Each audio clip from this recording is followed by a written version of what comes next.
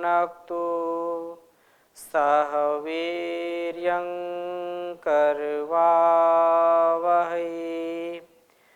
तेजस्विनावधीतमस्तु मा विद्विषावहै।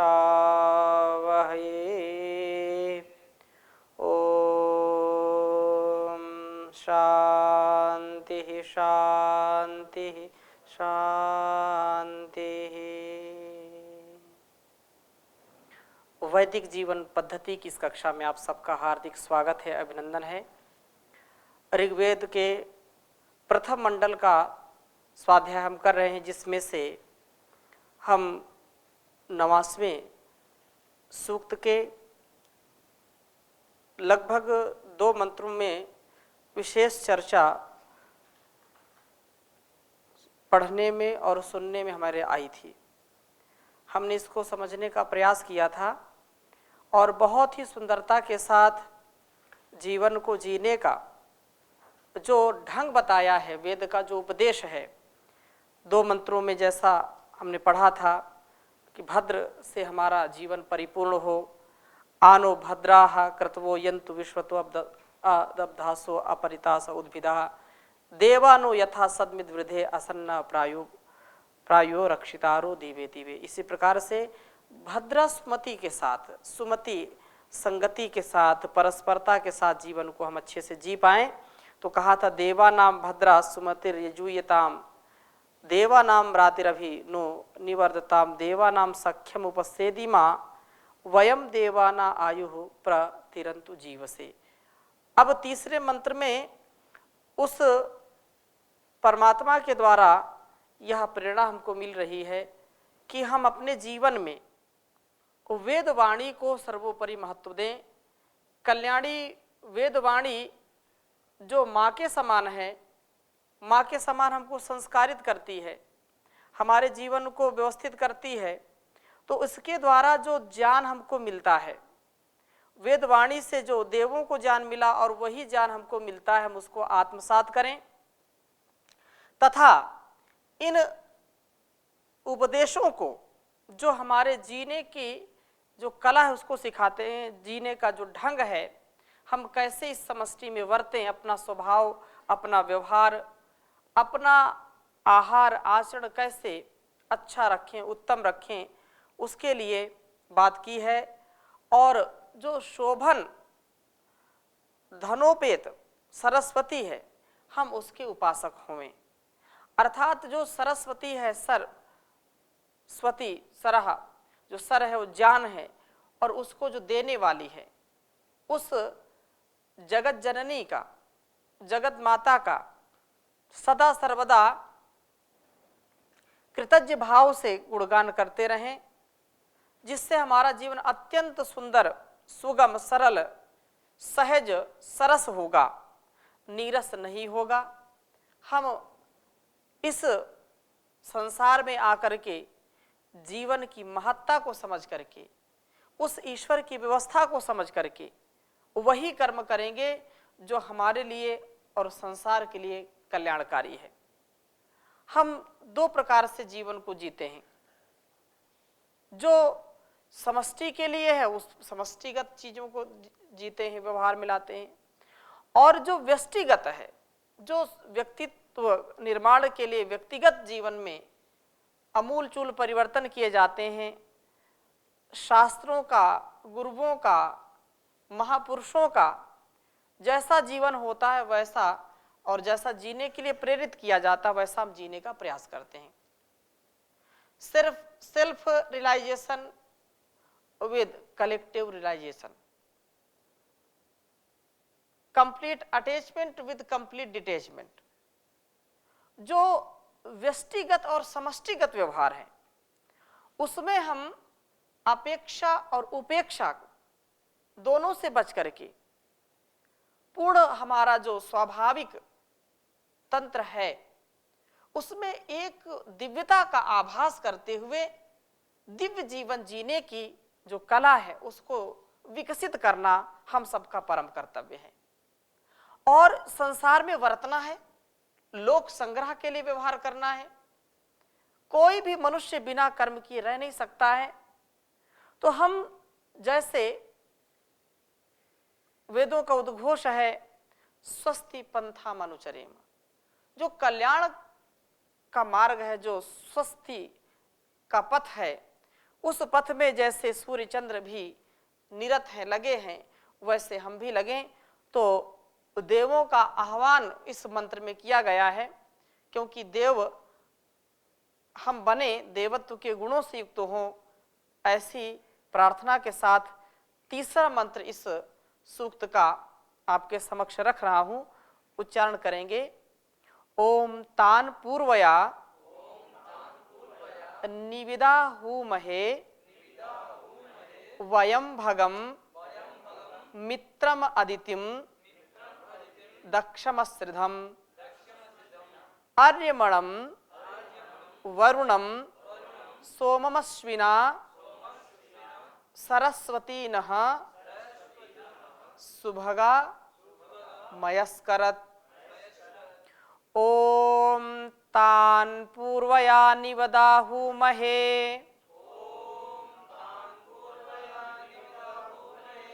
वयं भगं मित्रम अदितिम दक्षमश्रिधम आर्यमणं वरुणं सोममश्विना सरस्वती नः सुभगा मयस्करत्। ओम तान पूर्वया निविदाहुमहे वयं भगं मित्रमदितिं दक्षमश्रिधम्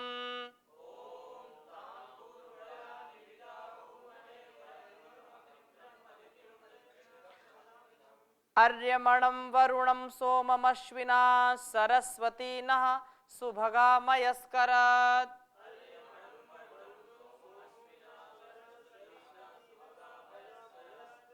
अब इसके भावार्थ पर, इसके संकेत पर हम थोड़ा सा विचार करेंगे। जैसा कि सुमति की बात की थी इसके पहले मंत्र में, और इस मंत्र में तान उन देवों को, जो पहले देवों की बात की थी, पूर्वया पूर्वकालीन सृष्टि के आरंभ में उच्चारण की गई, जो निविदा, निमित वांग नाम निघंटु में है, अर्थात जो वेदवाणी के द्वारा वयम हम हु महे पुकारते हैं, वेदवाणी में इन सब देवों का जैसा स्तवन किया गया उसी प्रकार से हम इनका स्तवन करते हैं। इस प्रकार इस वेदवाणी से हमें इनका ज्ञान प्राप्त होता है। सबसे पहले भगम की बात कही है। भगम, भग को पुकारते हैं। भग ऐश्वर्य को कहते हैं। किसको कहते हैं, किस अर्थ में प्रयोग करते हैं? ऐश्वर्य के अर्थ में। इसी से फिर भगवान बन जाता है। जिसके पास धन संपदा होती है वह भगवान बन जाता है। भग भगस्ते या स्वामी वर्तते स भगवान, वह भगवान कहलाता है। ऐश्वर्य का देवता है वो। और इसी प्रकार से जो ऐश्वर्य की देवता है, उत्तम मार्ग से अर्जित धन ही भग है। जो उत्तमता से धन कमाया जाता है, जो सच्ची कमाई है, जो सच्चे ढंग से पुरुषार्थ से हमको मिलता है, वही ऐश्वर्य को बढ़ा सकता है। और जो धन हमको छल कपट से दूसरों के द्वारा न्याय पूर्वक धन जो उपार्जन है उसमें अपने आप को अनधिकृत रूप से स्थापित कर लेना, उस न्याय के व्यक्तित्व को हिंसा से पीड़ित करके धन कमाना, ये कभी भी ऐश्वर्य की कैटेगरी में नहीं आता है। क्योंकि ऐश्वर्य वो है जो अंदर से भी लबालब आनंद से भरा हो और बाहर का भी उसको पूर्ण रूप से संतुष्टि पूर्वक जीवन यापन उसका हो रहा हो। तो भगम, उस भग को हम पुकारते हैं। यह ऐश्वर्य की देवता है। जो धन उत्तम मार्ग से कमाया जाता है, गलत कार्यों से, गलत कर्मों से, गलत ढंग से कमाए गए पैसों से या धन से हम कभी भी उन्नति को प्राप्त नहीं कर सकते हैं, कभी भी सच्चा ऐश्वर्य प्राप्त नहीं कर सकते हैं। इसलिए हमको बहुत विचार पूर्वक धन की शुद्धि पर विशेष बल देना चाहिए, क्योंकि धन की शुद्धि से ही हमारे जीवन की शुद्धि होती है। यद्यपि धन साधन है संसार में, धन के बिना बहुत कठिन हो जाता है साधन और इस साधना की राह पर चलना, परंतु धन को सब लोग यदि साध्य मान लेंगे, धन को ही सब कुछ मान लेंगे, तो फिर बहुत ही विनाश हो जाएगा।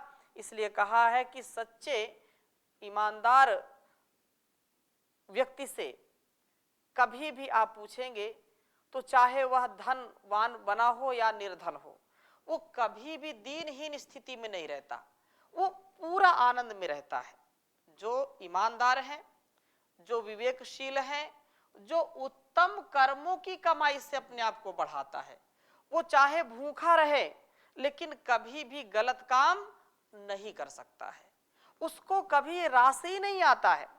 लेकिन जो अविवेकी हो करके, जो धन के लोलुपता में, धन की लालच में लोग लगे रहते हैं, उनका कभी भी चित्त शुद्ध नहीं होता है, कभी भी चित्त उनका शुद्ध नहीं होगा और वित्त के चक्कर में चित्त अपना खराब करते रहते हैं।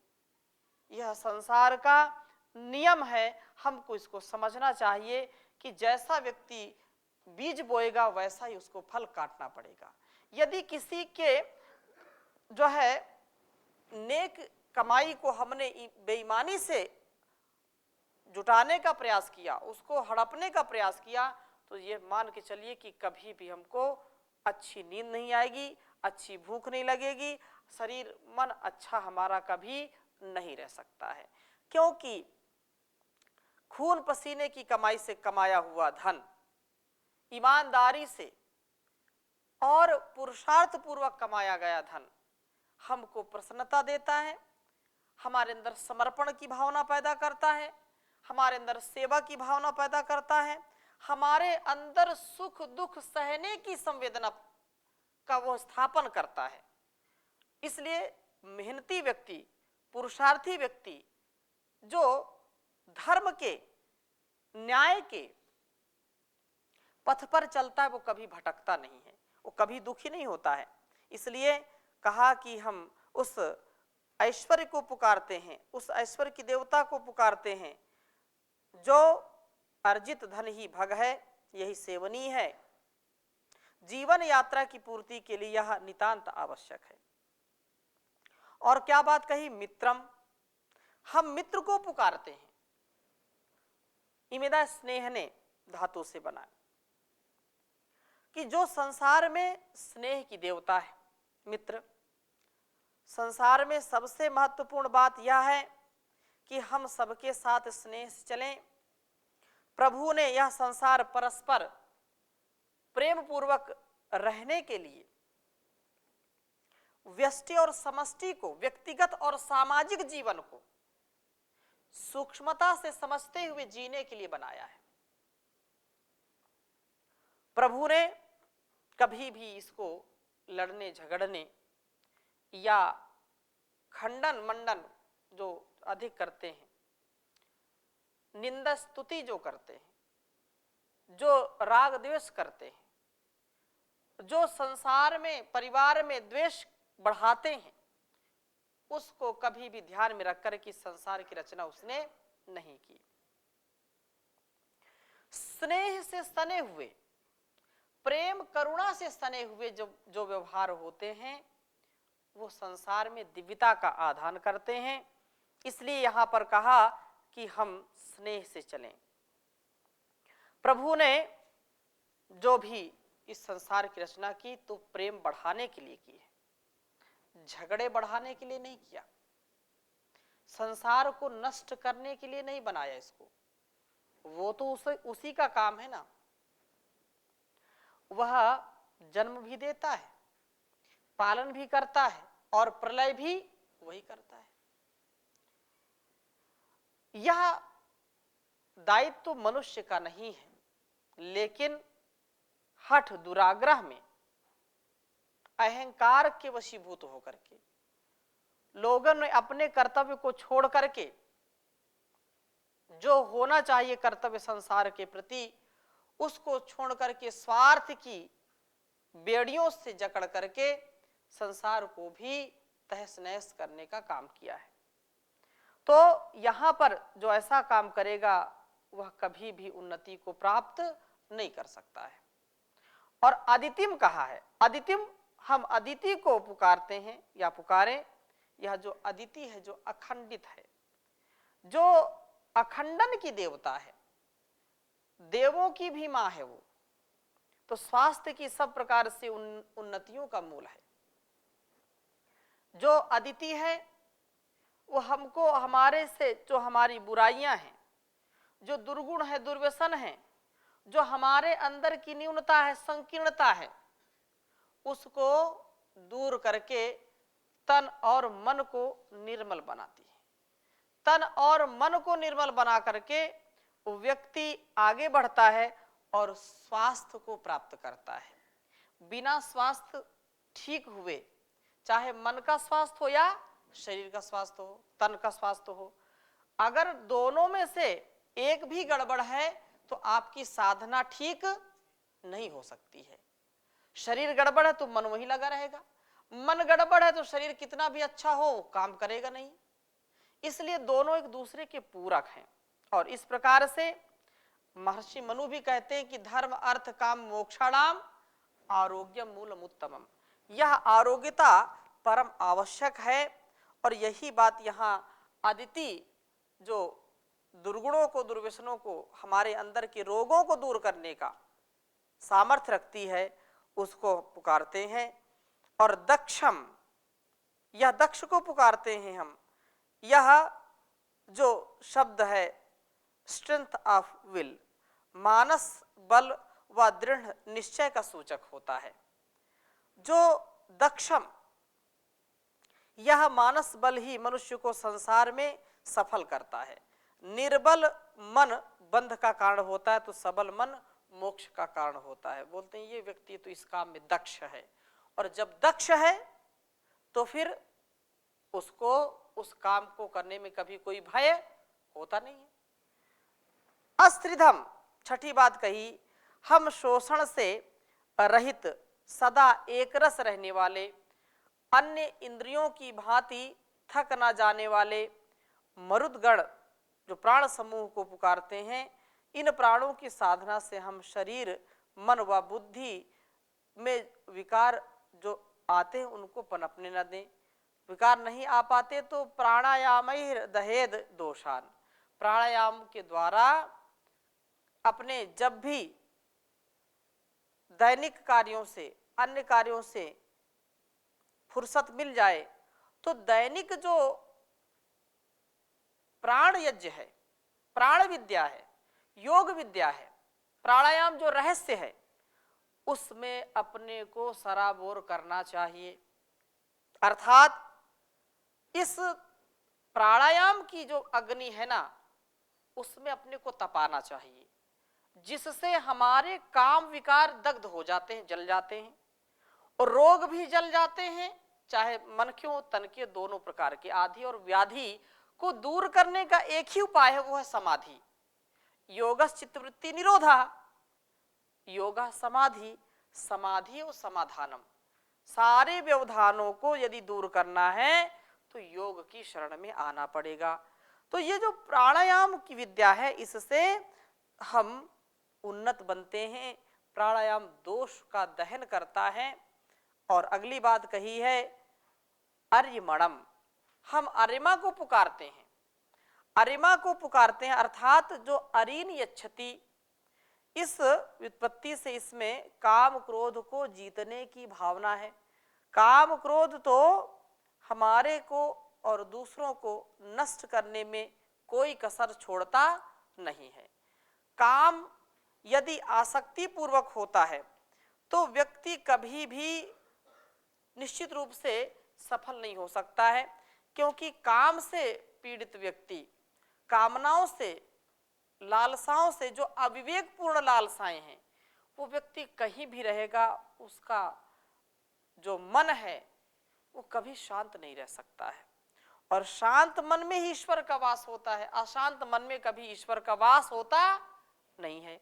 तो बहुत सुंदर कहा कि नोपदेशम न नियमम च दाक्षिण्यम न साधुताम स्मरन्ति जंतवः कामम कामस्तेव समागताः। ये जो कामी लोग होते हैं ना, वासना से जो युक्त होते हैं, ये वासना से पीड़ित होने पर इनको कितना भी उपदेश करें नहीं समझ में आता। नियम, चतुराई, साधुता ही की बात बिल्कुल कभी स्मरण नहीं आती है।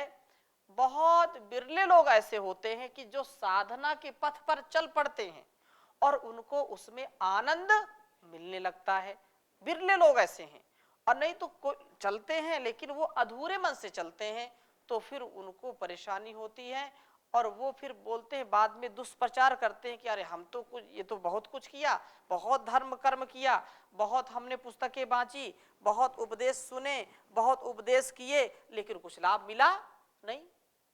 जैसे प्राणायाम के विषय में लोग बोलते हैं अरे खूब हमने किया, कुछ नहीं लाभ होता है। केवल बोलने से नहीं, करने से होता है।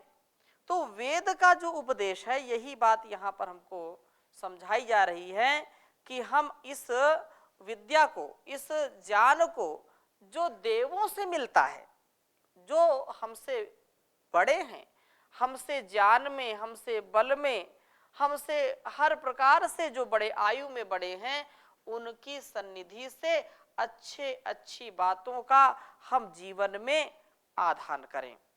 और क्योंकि वेदवाणी सब ज्ञान का मूल स्रोत है, तो उसी में आगे कहा है कि काम क्रोध की जीतने की जो भावना है, काम क्रोध तो मनुष्य के शरीर के सबसे बड़े शत्रु हैं और इन्हें जीते बिना किसी प्रकार से कल्याण संभव नहीं है। कहीं भी कोई चला जाए, संसार के किसी कोने में, किसी छोर में चला जाए, चाहे आकाश में चला जाए, चाहे पाताल में चला जाए, उसकी जो कामनाएं हैं कभी वो स्थिरता उसको दे नहीं सकती हैं। इसलिए यहाँ पर ये कहा है कि इनको कामनाओं को भी नियंत्रित करने का प्रयास करें। और वरुणम, हम वरुण को पुकारते हैं इस प्रकार से। यह द्वेष निवारण की देवता है। द्वेष मनुष्य की सबसे बड़ी कमजोरी है और सभी शक्तियों को नष्ट करने वाली ये है। जो द्वेष नामक अवगुण है, दुर्गुण है, ये सबसे बड़ा दोष है। इससे हमारे अंदर का जो गुण वाला स्वभाव है, जो अच्छाई है, वह भी धीरे धीरे परिवर्तित होने लगती, नष्ट हो जाती है। इसलिए यह कल्याण यदि हम चाहते हैं तो इनको जीतना पड़ेगा। इनको अपने जीवन में दिव्यता के साथ जो अच्छी चीजें उनको आगे बढ़ाना है। तो ऐसा द्वेष मनुष्य की सबसे बड़ी कमजोरी है और शक्तियों को भस्म करने वाला है। जीवन शक्ति के लिए यह विष का काम करता है, इसलिए द्वेष किसी से नहीं करना चाहिए। द्वेष हम करते रहते, अंदर अपने जहर उसका निकलता रहता है। जब द्वेष करेंगे तो ऐसे हार्मोन्स का सिक्रेशन होता है, ऐसे जो स्राव होता है, जो तो हमारे हाजमा को भी खराब कर देते हैं। जो द्वेषी व्यक्ति होंगे, जो ईर्ष्या करने वाले होंगे, उनको ठीक से ना नींद आएगी, न उनको ठीक से भूख लगेगी, न उनका पेट ठीक रहेगा। अब कभी कभी आप इसको उल्टा भी बोल सकते हैं, नहीं हम तो देखा है कि वो व्यक्ति बड़ा ईर्ष्या करता है लेकिन वो तो बिल्कुल ठीक ठीक चलता है। ये हो सकता है कुछ दिन आपको लगे, लेकिन ज्यादा दिन तक ऐसा होता नहीं, क्योंकि ये वैज्ञानिक कारण है। और दूसरी बात यह है कि सोमम, हम सोम को पुकारते हैं, जो शरीर में वीर के रूप में सुरक्षित सोम शक्ति वाला पुरुष ही सौम्य है। द्वेष आदि से ऊपर उठ करके हमको निर्मलता और पवित्रता, सबलता प्रदान करता है। अश्विना, हम अश्वनी देवों को पुकारते हैं, जो नित्य गति वाले सूर्य की भांति आह्लादमय मनोवृत्ति वाले होते हैं। यही वृत्ति दीर्घायु का कारण बनती है। अंत में हमारी प्रार्थना यही कि सुभगा, सुभगा उत्तम सौभाग्य की कारणभूत शोभन धन से युक्त सरस्वती, ज्ञान की अधिष्ठाता जो देवता है, नहा हमारे मया कल्याण को करत करे। धनुष जो है जब हम उठाते हैं और लक्ष्य पर बाण चलाते हैं तो कुछ ना कुछ तो होगा ही होगा। तो हम इस प्रकार से यदि दीर्घायुष्य प्राप्त करना चाहते हैं, क्रियाशीलता प्राप्त करना चाहते हैं, आह्लादमय जीवन को प्राप्त करना चाहते हैं, तो ओम नाम का, उस परमात्मा के नाम का गुणगान करें। और जैसे शिकारी अपने शिकार के लिए एकाग्रचित होता है, वैसे हम भी अपने जीवन का कल्याण कर सकें, इसमें बिल्कुल संशय नहीं रहना चाहिए। सरस्वती जो अधिष्ठात्री देवता है नहा मया, हमारे लिए कल्याणकारी हो। हमारे जीवन में धन युक्त ज्ञान जब आता है, धन भी हो और ज्ञान भी हो, उसके साथ साथ उसके सदकर्मों का, सद्गुणों का उत्थान भी हो, तो वह व्यक्ति महान बनता है। जहां धन भी है, विवेक नहीं है, ज्ञान नहीं है, तो व्यक्ति को शमशान की ओर ले जाता है, उसका उत्थान नहीं होता, उसका पतन होता है। इसलिए जीवन को अत्यंत सुंदर बनाने के लिए सब देवताओं का आह्वान किया है। हम वेदवाणी से देवों का ज्ञान प्राप्त करके उनके गुणों को अपने जीवन में लाने का प्रयत्न करें। शोभन धनोपेद सरस्वती के हम उपासक हों, ज्ञान के उपासक हों, तो जैसा जाना वैसा जीना, इसमें कोई अंतर नहीं होना चाहिए, कथनी और करनी में कोई अंतर नहीं होना चाहिए। ऐसा हम सब बने। ऐसी शुभ भावना के साथ, शुभ कामना के साथ हम आज की कक्षा को यहीं पर विराम देते हैं। शेष चर्चा आपके डॉक्टर साहब कोई प्रश्न थे तो अगली कक्षा में उसको लेंगे, अभी यहीं पर विराम करते हैं। ओम शांति शांति शांति।